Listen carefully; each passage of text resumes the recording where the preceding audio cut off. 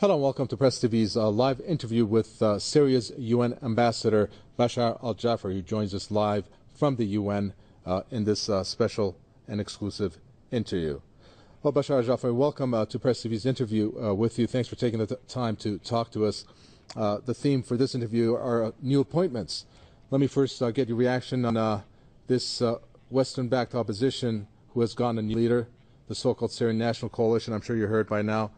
Has named Hadi al-Bahra as the new president. What do you think?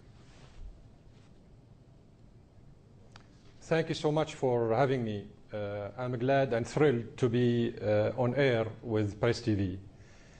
Actually, politically speaking, the Syrian government has encouraged all national political forces to engage in what we call the national reconciliation process, which produced very important results so far in terms of reconciling the political forces, antagonist political forces in some hot spots in Syria. So any national political force which is ready to engage with the Syrian government as well as with the fabrics of the Syrian society, I mean the notables and the dignitaries of some areas, are welcomed. Well, when we take a look at the SNC as a whole, and they have had such replacements happening in the past, and one of the, I guess, common traits seems to be, which we see also on the ground, is the fact that there's been such a political infighting. Doesn't that show a lack of credibility when it comes to them being recognized as a whole, given the fact that their history is now marring their present status?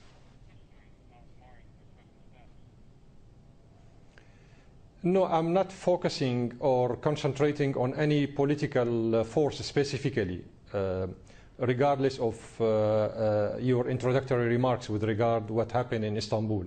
I'm addressing the whole issue in terms of its generality, making maybe a focus on this process, very successful process of national reconciliation process. While meeting in Istanbul or in Doha or in Paris or London or wherever you want, these forces are distancing themselves from the Syrian people as well as from the Syrian political forces, active Syrian political forces on the ground. So I'm not talking about the what we call the Syrian opposition abroad. I'm speaking and talking about the national political forces which are ready to engage with the government in what we call the national reconciliation process. And that is obviously well commended, especially given the fact that Bashar al-Jaafari, we saw the overwhelming response based on the most recent elections that saw the appointment of President Bashar al-Assad, and that was very significant, especially one scene which is unforgettable for many, and those were the Syrians over in Lebanon and Beirut. There was, I think, a line around the block and miles, some have said, for them to vote for. But what I'm trying to understand here is how the push, internationally speaking, do you think they are still pushing against the Syrian government? For example, there's been another appointment. As I mentioned, the appointments are the theme. UN Secretary General Ban Ki-moon has named, or is going to name, the Swedish diplomat Staffan de Mistura as a Syria talks mediator. Do you think there's a disconnect from the international community when it comes to officially recognizing the elections there in Syria? Of course, there is a huge interest in inside the United Nations with regard to the Syrian crisis, as well as with regard to the Iraqi crisis. So yes, there is a kind of awakening, if you want, amongst some circles, inner circles in the UN Secretariat.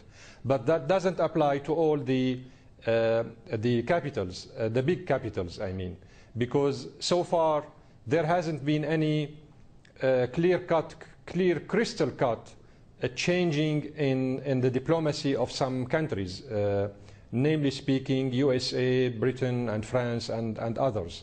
So yes, there is some new approaches in the inner circles in the Secretariat of the United Nations, but that has not transpired so far, concretely speaking, in terms of actions or initiatives or changing of policy in the deliberations, whether at the level of the Security Council or outside the Security Council. Need to get your thoughts on this ISIL, Bashar al-Jaafari. I mean, these ISIL Takfiri terrorists, obviously we're fighting in Syria, and we've seen what has happening in Iraq.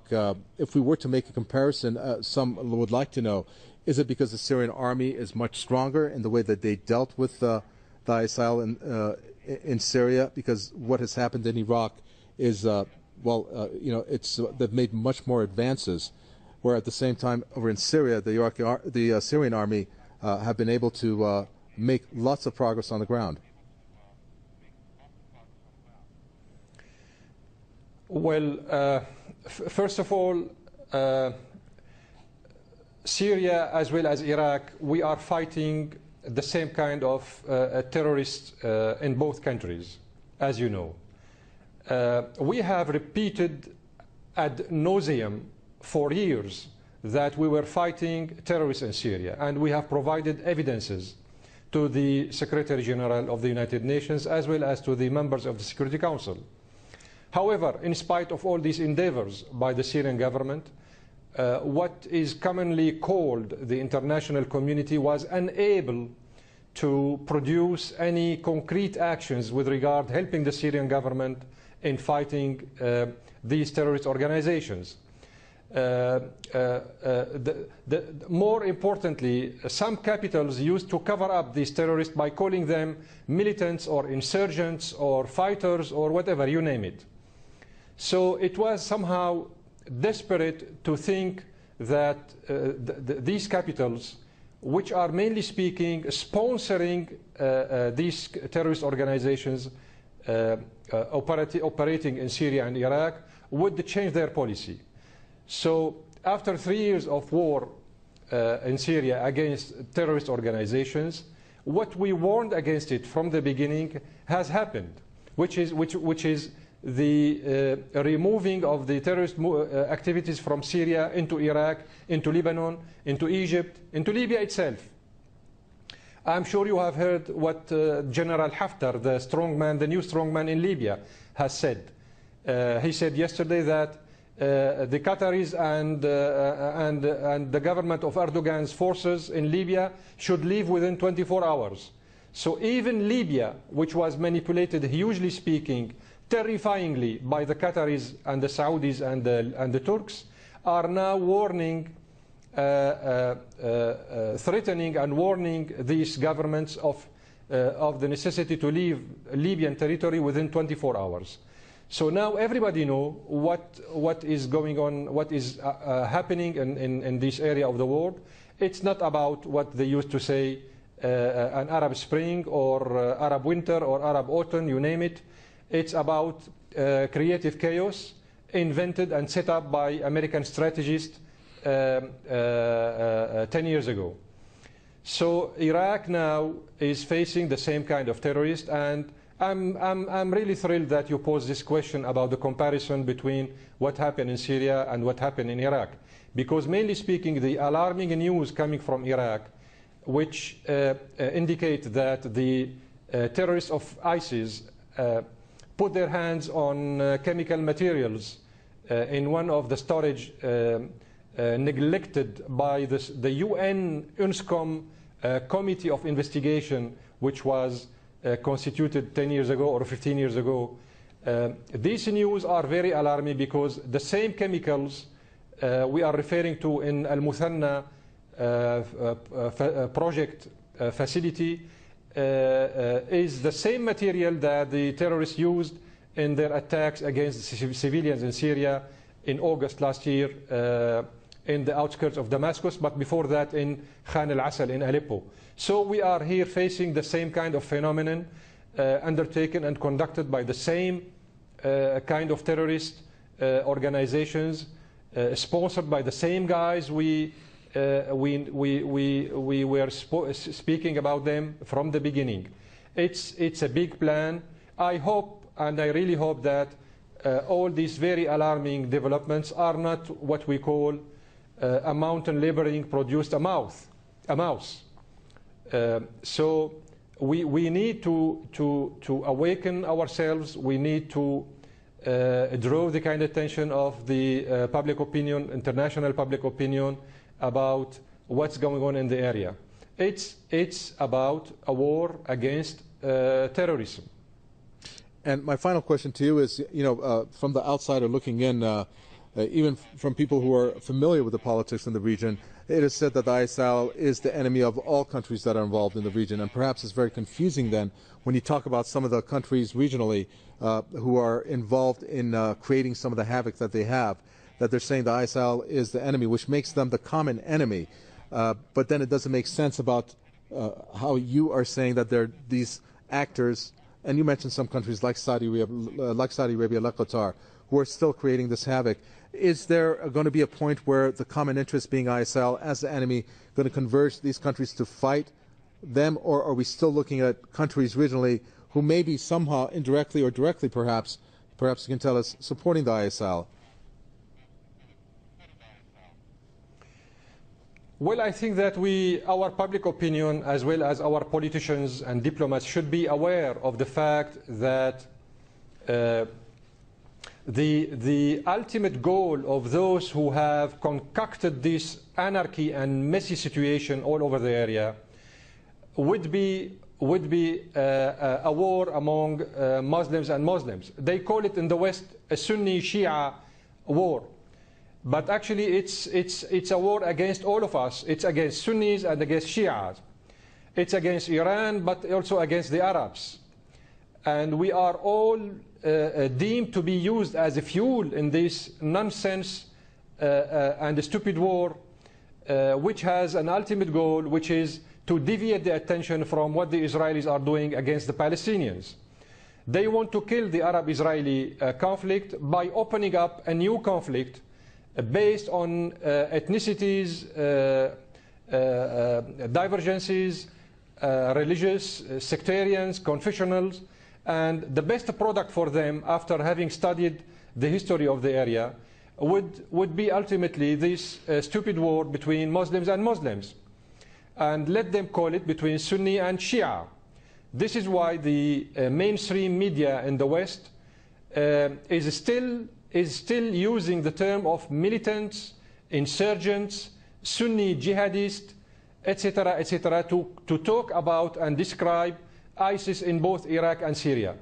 Till now, and in spite of all the atrocities ISIS has done in Syria and Iraq, till now the mainstream media in USA and in Europe also still call these terrorists militants, which means somehow what ISIS is doing is getting the approval and the consent of some capitals which are seeking this destruction of the area, the whole area, through the sectarian confrontation and the confessional confrontation.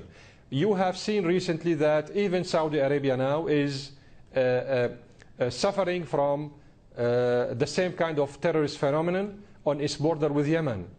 Libya, I told you what's going on in Libya. Everybody knows what's going on in Libya.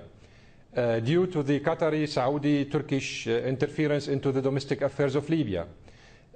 Egypt, everybody knows what's going on in Egypt. You have seen with millions of Arabs and Muslims all over the world how Israel is destroying Gaza without any reaction, neither from the United Nations, nor from the Secretariat of the Arab League, nor from the OIC, nor from anybody else. That confirms and corroborates what we are talking about. The West needs to open up a new front and to start a new conflict in the area that would attract the curiosity and deviate the attention from the Arab-Israeli conflict and the Palestinian question. I'm actually told that I have more time to ask you questions. You've granted us this time. We do appreciate it. So let me try to squeeze this one in. This was pretty interesting, and it concerns the United States. The Attorney General, Eric Holder, has actually reached out to Europe and said that Europe, you need to do more to keep your nationals from going into Syria and fighting the government there. I find this piece of news very interesting because maybe it points to, well, it opens many different fronts in terms of questions, but it may point to the fact that there's some differences from countries that are supporting these insurgents, perhaps the U.S. In some ways more. And then I'm going to lead that into what you make of the U.S. asking for more aid, recently asked Congress for the $500 million to support what they call the moderate insurgents. You know, the terminology that they're using with the moderate ones or the less moderate ones, and as you aptly categorize them all as being terrorists, doesn't make quite much sense. Indeed, it doesn't make any sense because there is no moderate opposition, armed moderate opposition in Syria. The American decision to arm what they call the moderate opposition in Syria and to supply them with weapons and money is an interference, direct interference into the domestic affairs of a sovereign country, which is Syria. And that violates the provisions of the Charter of the United Nations. Nobody, neither in USA, nor in Europe, nor in anybody else, in anywhere else, has the prerogatives or the right to interfere into our domestic affairs. Arming terrorists in Syria is like arming terrorists in Iraq, is like arming terrorists in Egypt or Libya or elsewhere. As I said, of course, there are many revelations that have transpired recently with regard, for instance, the manipulation of the so-called chemical file in Syria. Seymour Hersh, the American writer, wrote about it. Robert Fisk, the British writer, wrote about it. The Turkish, even opposition media spoke about it. Everybody knows that the whole issue of the so-called chemical file was somehow set up from the beginning and manipulated by foreign intelligences in order to corner the Syrian government and to create the proper atmosphere for an aggression against Syria. So this is why I started my interview with you by saying that, yes, there is a kind of awakening in the West, a very shy awakening actually, but there is an awakening, and people are now aware that something is wrong in the calculations of the American administration. You cannot say on one hand that and this is what President Obama said, on one hand that he pledged $500 million to help the so-called Syrian moderate opposition, but on the other hand, 2 days after this statement, another statement came from President Obama saying that the coalition is not a political force, a reliable political force. So this contradiction is speaking for itself. Yes, there is a huge confusion in the minds of those who have concocted these diabolic plans for the area to destroy all of us. As I said, we are all deemed to be the fuel of this stupid nonsense war if we fall in the trap of ignorance.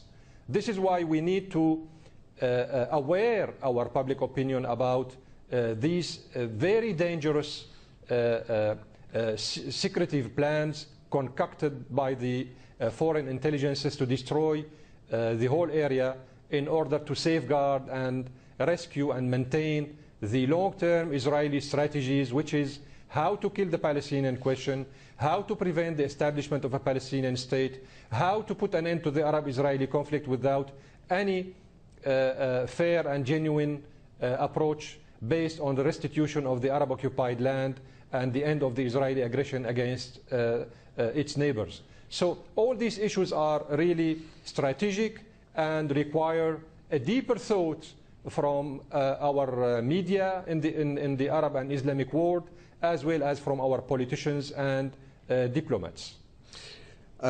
It's very interesting how obviously Syria is part of countries that represent the resistance, and of course when we mention that regionally, we have to bring in a country such as Iran into the picture, which I'd like to get your thoughts on why, well, I should say, were Iran to have been invited in the Geneva talks, would we have seen a different Syria?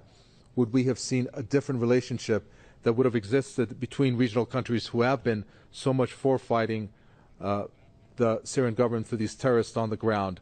Do you think that would have made a difference in what we're seeing in Syria today were Iran to have been into that equation? Logically speaking, if we follow the rationale behind what I'm saying, you would notice easily that part of the war raged against Syria is actually a war against Iran. Part of the war raged against Iraq is actually a war against Iran. Part of the war raged against the Lebanese people is actually a war against Iran. This is why I said from the beginning that what's going on in the area is about a strategic plan to reshape the area and the borders of this area and the states of this area after 100 years from the Sykes-Picot Accords of 1916. So the Western capitals are seeking reshaping the fate and the destiny of our area in such a manner that would create the proper circumstances for the appearance of new entities based on ethnicities, based on sectarian and confessional political motivations, etc., etc. All that has only one motivation: how to perpetuate and create similarities with the Zionist experience in Palestine. The only way to justify the presence of Israel in the area at a long term is by repeating the same mistakes in the area, meaning that Israel needs to see a Maronite state in Lebanon, a Shiite state in Syria but also in Iraq, a Sunni state somewhere in Syria and Iraq, an Alawite state, a Druze state, an Ismaili state, a Christian state, etc., etc., etc., so that the area might be divided based on these divids, and on these separation lines, which are not proper at all to the creation of strong states and strong countries. All of that has been tried in the past. It didn't fly. But now they are repeating their plans, but they are naming these plans, giving a new terminology to these plans. They tried very hard during the war between Iraq and Iran to describe the war as a war between Arabs and Persians. It didn't fly, as you know. It didn't fly. Now they are they are repeating the same kind of war, but changing the terminology by saying this time it's not a war between Arabs and Persians. It should be a war between Sunni and Shia, as if Sunni is not Muslims and Shia is not Muslim. So this is a kind of stupidity. Unfortunately, millions of our naive and simple-minded people are falling in this trap, encouraged, of course, by these crazy fatwas emanating from Saudi Arabia and Kuwait and elsewhere. So we have to keep our eyes open widely open at this scenario, to prevent it by making our public opinion fully aware of these plans, because the mainstream media in the West and the so-called social media are hugely investing into this strategic plan in order to save Israel's interest and to save Israel's strategy from the requirements of genuine and just peace in the area. Thank you very much. Unfortunately, we don't have the time, but we do appreciate you giving us the time from your busy schedule at the UN. Thank you very much, Bashar al-Jaafari. We were just watching the interview there with Bashar al-Jaafari in a face-to-face interview. You can catch a repeat on that on our website, www.presstv.com, under interviews. Thanks for tuning in. It's bye-bye for now.